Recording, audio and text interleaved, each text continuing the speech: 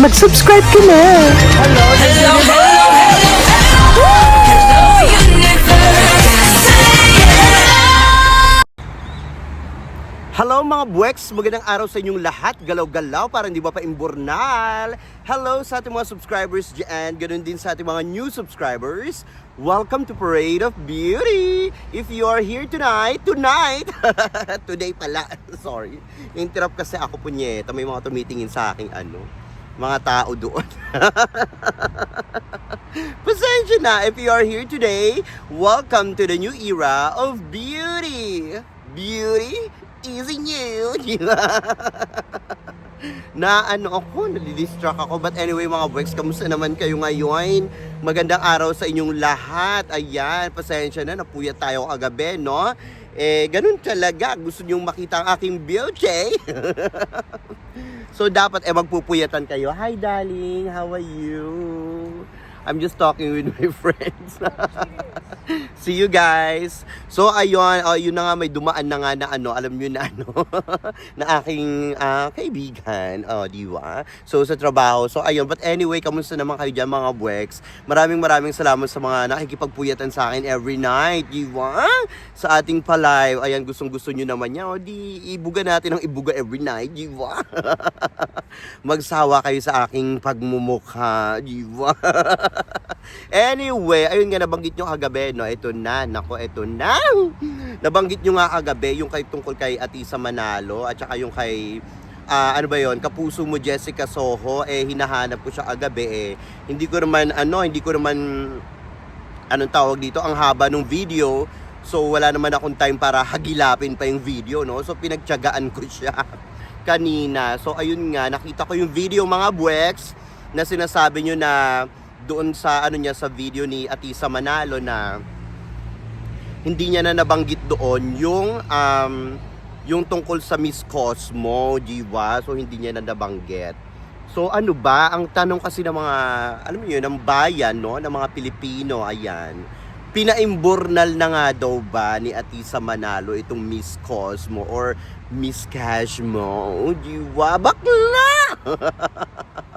Ito pa yung isa kong kaibigan, ayan, maano talaga tayo ngayon, medyo nahihiya-hiya ako, Enjoy your sigi daw. So ayun nga, no, so ito na ang chika. So ang ng taong bayan, ng mga pageant fans, no, sinasabi nga nila na pinaimburnal na daw ba itong ni Atisa Manalo, itong Miss Cashma, di ba? But anyway, tingin ko naman dyan, ang take ko lang dyan, no, to be honest, kung napanood ko yung video, kasi nga, hindi na nabanggit ni Atisa Manalo yung Miss Cashmo, no? So, Binibining Pilipinas, Miss Universe Philippines na lang yung kanyang mga nabanggit, pati yung kanyang experiences, no, sa pageantry. So, hindi niya na nabanggit yung Miss Cashmo. Ang take ko naman dyan, no, tingin ko, kung sinasabi man ng mga pageant fans, especially ng mga pageant fans ni Atisa Manalo na pinaimburnal na nga itong Miss Cosmo organization, well, ang masasabi ko dyan, oo. Tingin ko, oo. Parang feeling ko wala na talagang pakialam si Atisa Manalo dito sa Miss Cashmo, no? Tingin ko talaga, kulang na lang, isuka niya ito, o baka siguro isinuka niya na nga ng bonggang-bongga itong Miss Cashmo, no? Kasi to be honest, no, parang makikita nyo naman kung ano yung ginawa ni Atisa Manalo sa Miss Cosmo, di ba? In-unfollow niya nga yung hindi, in-unfollow ba? Kung hindi ako nagkakamali. Or tinanggal niya yung Miss Cosmo Philippines, di ba? 2024 sa kanyang bio, di ba? So, parang doon pa lang alam mo na iba yung binigay na experience kay Atisa Manalo nitong Miss Cosmo organization na ito, na parang ramdam ni, kumbaga iba yung experience, hindi siya good experience, di ba? Negative yung binigay kay Atisa Manalo. Ramdam mo yung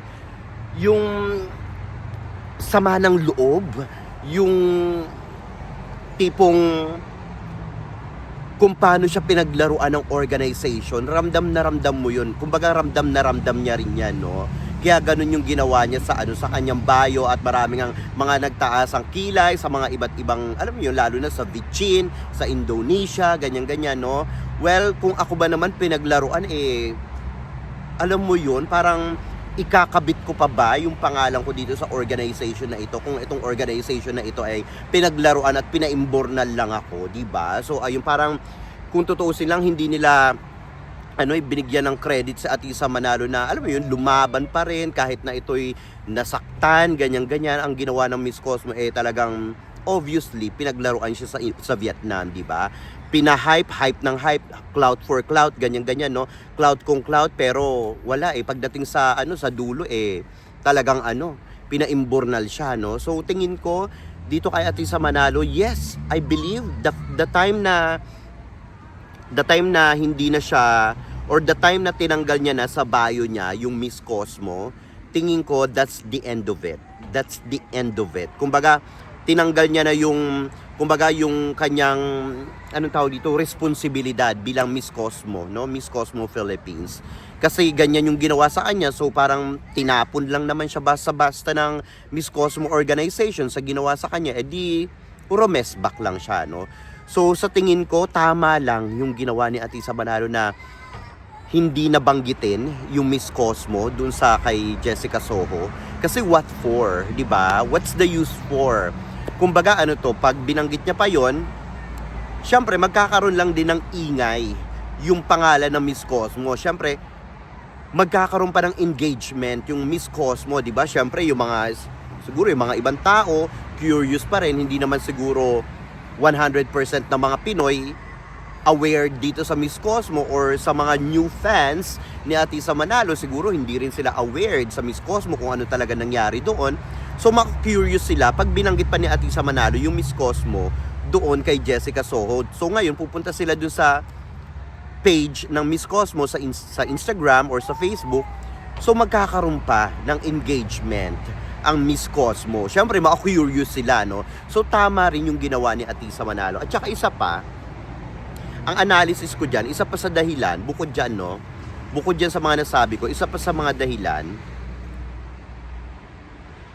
I believe sinabihan na rin sa Atisa Manalo mismo ng organization ng Miss Universe Philippines, or kung hindi man, mismong sa Atisa Manalo na yung talagang nagdesisyon na hindi nabanggitin itong cash mo kay Jessica Soho. Kasi alam nyo mga buweks, kasi alam naman natin na si Atisa Manalo ay lalaban ng Miss Universe ngayong taon, di ba? So ngayon, syempre sa kanyang paglaban, alam naman natin na syempre ipasok natin diyan si Hello the Universe. Ipasok natin diyan si Papa Nawat, di ba? So kung napanood niyo yung mga yung mga pasabog ni Papa Nawat during the press conference ng Miss Universe Thailand or Miss Universe ngayong taon, no, sa Thailand, yung press conference nila, alam nyo naman yung hugot ni Papa Nawat towards dito sa Miss Cosmo, di ba? So talagang kitang-kita nyo, naggalit na galit siya, nanggigigil siya dahil nga ginagaya nitong Cosmo na ito ang Miss Universe, di ba? So ngayon, it's either lang yan, sinabihan si Atisa Manalo ng Miss Universe Philippines na wag na magsalita about Cosmo, or si Atisa Manalo na mismo ang talagang kusang gumawa ng paraan or nagdesisyon para hindi nabanggitin itong Miss Cosmo. Kasi bibigyan mo lang yan ng spotlight And aside from that, yan yung pinaka, let's say, great competitor na sinasabi ng Miss Universe organization. Ganun na rin ang Miss Grand International, di ba? Syempre, si Papa Nawat, nandyan, si Hello the Universe, yung dalawang organization na yan.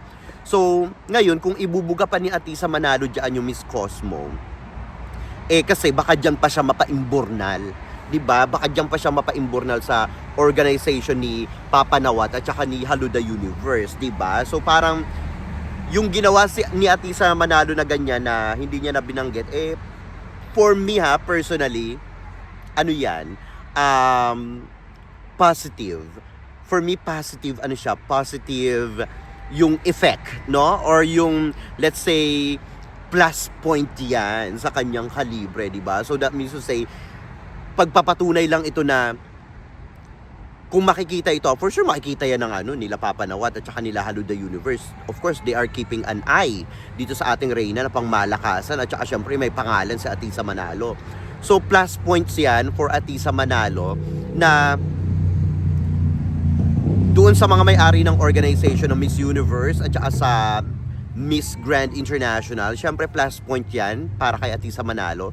Kasi pinakita ni Atisa Manalo mismo dito sa, hindi lang sa social media platforms, no? Kundi sa mga TV stations like GMA, no?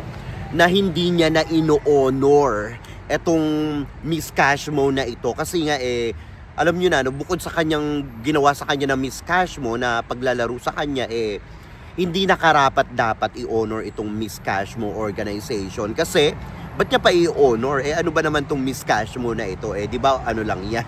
Kaya i-start lang yan. And I'm pretty sure bubulusok yan, no? Pag nakakuha sila ng mga solid supporters nila. Pero, kung tutuusin, naka-isang taon pa lang sila, di ba? Sa isang taon nila, hindi nga naging maganda ang kanilang pamamalakad, ang kanilang papadyan. Sabihin natin na, okay, ang ganda ng staging nila, ang ganda ng production, ang ganda ng camera lightings, yung camera angles and everything and so on. Pero, nabahiran agad-agad ng hindi magandang kapalaran. Kapalaran talaga. Diba? Etong Miss Cashmo, bukod sa mga pangako nilang pa-VIP, anong tawag dito? Pa-unicorn keme-keme, yung kanilang pasabog na stage na gumuho, at may mga nasaktang kandidata, and of course, pinaglaruan nila si Atisa Manalo, obviously ay nabahira ng negatibong pananaw ang Miss Cashmo galing sa mga tao, lalong-lalo na sa mga Pilipino, di ba? Hindi lang sa mga Pilipino, ganun din sa mga Latin Americas. Of course, ang Venezuela, napakalakas ng taon na yun, no? Nung last year, ang ganda-ganda. Pinaimburnal, hindi man lang pinasok sa top 20, di ba? Kaya nga nagwawala itong mga Latin America, di ba? Hindi sila makapayag na powerhouse country, niligwak ng ganun-ganun lang, di ba? Ito talagang si Bawang, talagang pagkausap sa harapan sa camera, mukhang bait-baitan, no? Pero kung makikita mo, ay naku mga buweks, nasa loob din ng kulo, di ba? Yung pinanood nga natin kagabi yung interview ni World Press, di ba? Pinapanood ko siya habang naka-live tayo, hindi man lang lumilingon sa camera kung saan-saan tumitingin, no? Hindi makita yung conviction at saka authenticity dun sa sinasabi niya. So, paano ka maniniwala na he's very happy for Atisa Manalo, na sinasabi niya pa doon na parang they are so proud, he's so proud, the organization for Atisa Manalo for winning the title of Miss Universe Philippines. Of course, Cashmo family is very happy and proud for her, mga ganun-ganon, di ba? Hindi man lang tumitingin sa camera. Buti pa itong si Kenchut. Buti pa itong si Kenchut na, anong tawag dito, kahit papaano, tumitingin siya sa camera, di ba? Talaga makikita mo yung, kahit papaano, hindi mo mahalatang peke. Diba, yung mga bugahan ni anong tawag dito ni Bawang dito kay Atisa Manalo. Panoorin niyo ito mga buwags. Hello Cosmo, hello press. To the rumors that Philippines may withdraw their license from Miss Cosmo, I think that's just a rumor. So after last year, after the final show, we talked and we discussed about how to build Miss Cosmo in the upcoming futures, and I think they always send the best representative, and to me I really respect the contestant from all country and to Philippines. Recently we have the new representative of Philippines, Miss Cosmo 2025. Philippines is a powerhouse in beauty pageant, and they always send the best, the most stunning contestant, the most stunning representative to Miss Cosmo, and that's what I really appreciate.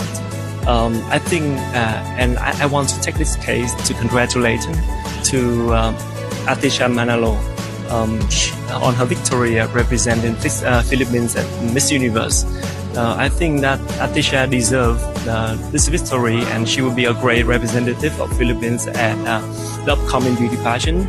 And I also want to congratulate to Chancy Fernandez, the new representative of Philippines at Miss Cosmo. I do believe that with all the preparation and her stunning look and ability, that will be a very outstanding contestant at Miss Cosmo 2025. O Jimbo, talagang halatang-halatang peking-peke itong si Bawang, no? para lang kunyari makarelate lang dito sa organization ng Miss Cosmo para mabigyan sila ng ng credits, no, na parang magkaroon sila ng engagement. Obviously naman na na hindi naman makatotohanan itong si Bawang na eme lang yung mga bugahan niyang ganyan. Ay nako, itong si Bawang mukhang mabait lang sa itsura pero pag nasa loob din ng kulo, di ba? Magsama-sama na lang kayo diyan nila Doraemon, pare-parehas naman kayong anong tawag dito, magaling magluto. Nakakaloka. So okay lang yung ginawa ni Atisa Manalo. Kudos kay Atisa Manalo. Napaka-smart niya, napakatalino na hindi na sinama itong Miss Cosmo na ito sa interview niya dito kay kay Jessica Soho. Bakit isasama pa, di ba? Bakit pa niya isasama kung talagang kung wala namang ganap dito sa Miss Cosmo na ito ay paimburnal naman ito, di ba? Susupport lang tayo sa ating kandidatang kay Chelsea Fernandez, pero mamahalin tong Miss Cosmo. Ay nako, di bali na lang di ba? After nyo kaming laro-laruin tapos aasa pa kayong mamahalin namin ng Miss Cosmo na yan. Hindi okay, di ba? So tama lang yan, no? For me, I think nakikita ko dito kay Atisa Manalo ay talagang goodbye Miss Cosmo and hello the universe, di ba? Siyempre the universe, siyempre major pageant yan. Sabi nga ng Miss International, di ba? Only major pageant lang ang makaka-appreciate sa totoong kalibre, kadyosahan at beautiful ng nag-iisang Atisa Manalo from the Philippines, di ba? Anyway mga buweks, ano masasabi nyo dito sa ating mga chika ngayong araw na ito? Mag-ingay kayo sa ating comment section para makita ko rin ang inyong mga opinion. Hanggang sa susunod nating mga chika-chikahan. Bye for now mga buweks, and I love you all. Bye! See ya!